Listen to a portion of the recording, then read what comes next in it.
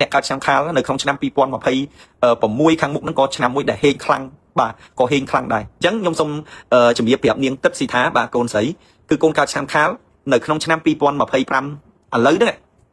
ងខាលកំពុងតែឆុងបាទនៅក្នុងឆ្នាំ2025ឆ្នាំឆុងមាន5ដូចឆ្នាំ2026ដែរអញ្ចឹងឆ្នាំទាំង5ដែលត្រូវឆុងនៅក្នុងឆ្នាំ2026ហ្នឹងគឺមាន5ឆ្នាំទី1ឆ្នាំម្សាញ់ទី2កុលទី3វោកទី4ខាលទី5ឆ្នាំរោងម្សាញ់កុលវោកខាលរោងគឺឆ្នាំដែលឆុងនៅក្នុងឆ្នាំ2025អញ្ចឹងឥឡូវនេះឆ្នាំខាលក៏ស្ថិតនៅក្នុងចំណោមឆ្នាំទាំង5នឹងដែរបាទនៅក្នុងចំណោមឆ្នាំទាំង5នឹងដែរអញ្ចឹងនៅក្នុងចំណោមឆ្នាំទាំង5នឹងអ្នកដែលកើតឆ្នាំខាលនឹងយើងឃើញលំបាកជាងគេវេទនាជាងគេប្រហែលឆ្នាំចុងក្រោយនេះមិនមែនមួយឆ្នាំមិនមែន2ឆ្នាំទេដែលអ្នកកើតឆ្នាំខាលវេទនាលំបាកហ្នឹងគឺអ្នកកើតឆ្នាំខាលនិយាយពីថាលំបាកវេទនាហ្នឹងចង់5 6ឆ្នាំហើយមនុស្សអ្នកដែលកើតឆ្នាំខាលបងប្អូនមកជីវិតគេខ្សែលើរហូតមកជីវិតគេខ្សែលើរហូតបងប្អូនណាបាទមានលុយគេខ្ចីលុយគេមិនសងគេខ្សែលើគេបោកគេកេងប្រវាញ់អញ្ចឹងទៅអត់លុយគេបោកប្រើអញ្ចឹងទៅថាមកជីវិតអ្នកកើតឆ្នាំខាលចាញ់ទៅបោកគេទេបាទហើយមិនប្រភ្លើល្ងងថាអូគេនឹងបោកអញទេអញល្ងងអត់ទេដឹងដែរប៉ុន្តែដឹងធ្វើមិនអានិស័យនឹងវាកើតមកត្រូវតែចាញ់បោកគេហ្មងហើយមនុស្សអ្នកកើតឆ្នាំខាលបងប្អូនណាមកជីវិតបេះដូងល្អណាស់ចិត្តល្អណាស់សុខចិត្តអត់មាត់ខ្លួនឯងឲ្យគេស៊ីជួយគេជ្រុំជ្រែងគេអាណិតគេមកជីវិតអញ្ចឹងគិតពីគេខ្វល់ពីគេដើម្បីគេលះបង់គ្រប់យ៉ាងប៉ុន្តែពេលខ្លួនឯងគ្មានអ្នកណាមួយគេមកខ្វល់ពីយើងទេបាទពេលគេលំបាកពេលគេវេទនាគេមករកយើងឲ្យយើងជួយហើយដល់ពេលយើងពិបាកវេទនាទៅរកគេអត់បានទេណាគេអត់គេមករកយើងបានណាយើងអត់យើងទៅរកគេអត់បានទេអញ្ចឹងបានមនុស្សកើតឆ្នាំខាលម្នាក់លេលើអស់ហើយបាទលេលើយ៉ាងម៉េចហើយវាចាញ់ទៅបោកគេពេកវាជួបនៅរឿងដែលមិនល្អវាជួបតែរឿងអកុសលច្រើនពេកដល់អញ្ចឹងទៅវាថាអញចង់ឈួតមិនដឹងទេបាទខ្ញុំអាចឈួតពីព្រោះថាអ្នកកើតឆ្នាំខាលនៅក្នុងឆ្នាំ2026ខាងមុខហ្នឹងក៏ឆ្នាំមួយដែលហេងខ្លាំងបាទក៏ហេងខ្លាំងដែរបាទគឺអ្នកដែលកើតឆ្នាំខាលយើងកុំអត់អស់សង្ឃឹមណាបងប្អូនណាបាទពីឆ្នាំ2026ទៅគឺខាលផ្ទុះណាស់បាទលៀបជ័យចូលមកហើយបងប្អូនណាបាទអញ្ចឹងខាលគឺជាឆ្នាំមួយស្ថិតនៅក្នុងចំណោមឆ្នាំទាំង3ដែលរាសីឡើងខ្លាំងអញ្ចឹងបើសួរខ្ញុំថាផុតឆុងនៅបាទមិនទាន់ផុតទេណាទឹកគេប្រាប់ថាអ្នកឯងហ្នឹងផុតឆុងហើយប៉ុន្តែចំហាយឆុងនៅពេញបឹបទឹកពេទ្យហៅវះកាត់ហើយប៉ុន្តែរបួសនឹងមិនទាន់សះទេអញ្ចឹងមិនទាន់បានផុតឆុងនៅឡើយទេសម្រាប់អ្នកដែលកើតនៅឆ្នាំខាលនឹងចឹងខ្ញុំសូមជម្រាបជូនថាតើធ្វើម៉េចឲ្យអ្នកដែលកើតឆ្នាំខាលហើយអ្នកដែលឆុងនៅក្នុងឆ្នាំ2025នឹងហេងត្រឡប់មកវិញចឹងអ្នកដែលឆុងនៅក្នុងឆ្នាំ2025នឹងពេលវេលានឹងផុតថ្ងៃហ្នឹងលែងឆុងហើយបាទលែងឆុងណាប៉ុន្តែមាននៅសល់ចំហាយយល់ពាក្យខ្ញុំនិយាយអត់ថ្មីត្បិតតែរដូវប្រាំងវាបានផុតមែនប៉ុន្តែក៏វាមិនទាន់ភ្លៀងដែរថ្មីត្បិតតែយើងលែងឆុងមែនក៏យើងមិនហេងភ្លៀងដែរប៉ុន្តែបងប្អូនត្រូវដឹងថាតើយើងត្រូវធ្វើយ៉ាងម៉េចដើម្បីឲ្យយើងបានហេងមកឲ្យលឿនណាកុំឲ្យវាពិបាកកុំឲ្យវាវេទនាពេកព្រោះវាពិបាកវាវេទនាចែកហើយអញ្ចឹងអ្នកដែលកើតឆ្នាំខាលជាពិសេសមួយព្រោះម្ចាស់សំណួរគាត់សួរឆ្នាំខាលចឹងអ្នកដែលកើតឆ្នាំខាល1អ្នកដែលកើតឆ្នាំវោក2អ្នកដែលកើតឆ្នាំម្សាញ់3អ្នកដែលកើតឆ្នាំកុល4អ្នកដែលកើតឆ្នាំរោង5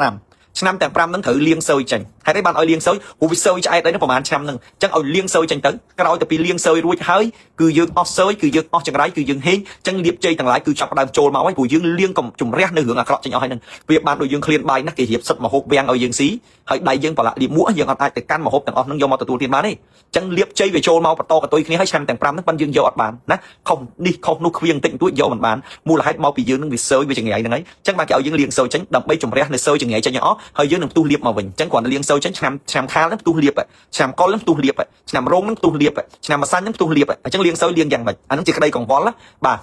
ខ្ញុំចែកម្លែកឲ្យលាងសើយ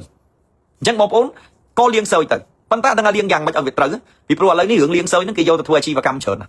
អ្នកលក់អនឡាញមួយចំនួនអ្នកខ្លះលក់គ្រឿងសង្ហារឹមអ្នកខ្លះលក់លេអ្នកខ្លះលក់ម្សៅលក់ម្ហូបចង់ឲ្យលក់ដាច់ចង់ឲ្យភេកតារាការសិតតែចែកម្លែកគេឲ្យគេទៅលាងសើយចាញ់ធ្វើនេះធ្វើនោះមានអាដំមើមខ្ទឹមផងមានអាធ្វើអំបិលផងអីផងណែវាអញ្ចឹង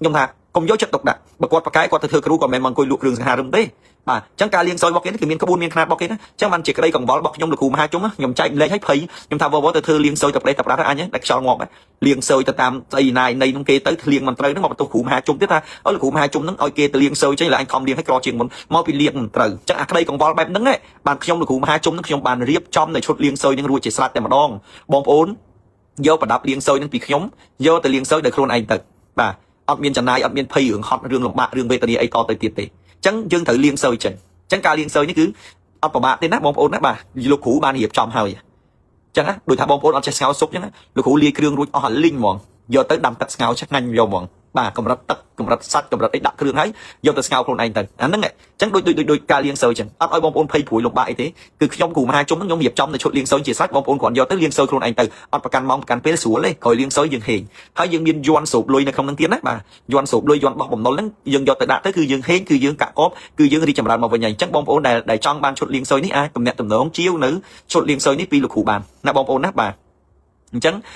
ឈុតលៀងសើនេះយើងរៀបចំឲ្យយើងអត់មានបានធ្វើច្រើនទេដោយសារខ្ញុំមកប្រហែលថ្ងៃនេះគឺខ្ញុំមាន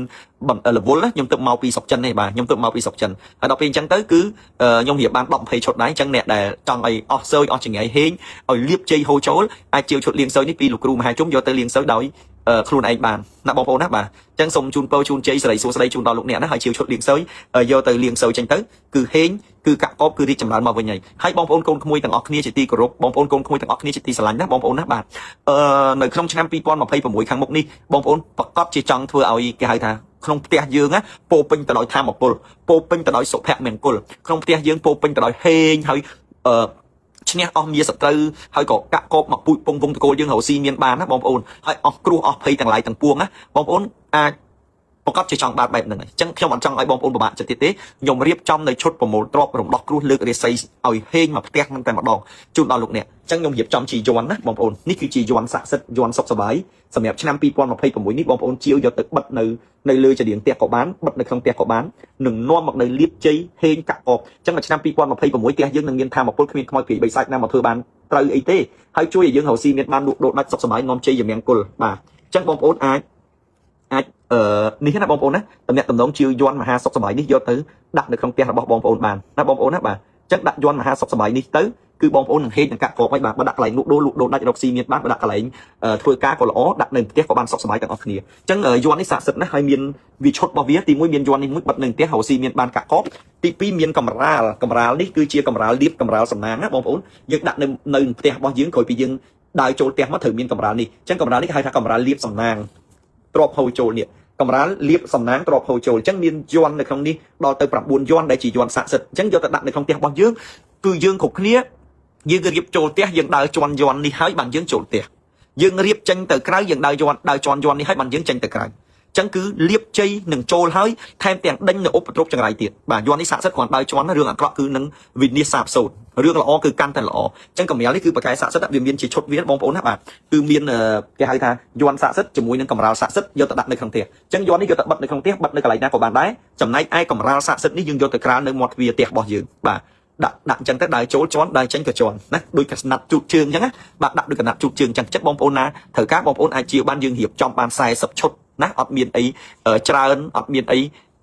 លើសពីនឹងទេអញ្ចឹងយើងមានតែ40ឈុតទេអញ្ចឹងបងប្អូនណាចង់ជាវក៏ទំនាក់ទំនងជាវបាទអញ្ចឹងណាបាទហើយបងប្អូនកូនក្មួយអាចទំនាក់ទំនងតាមលេខ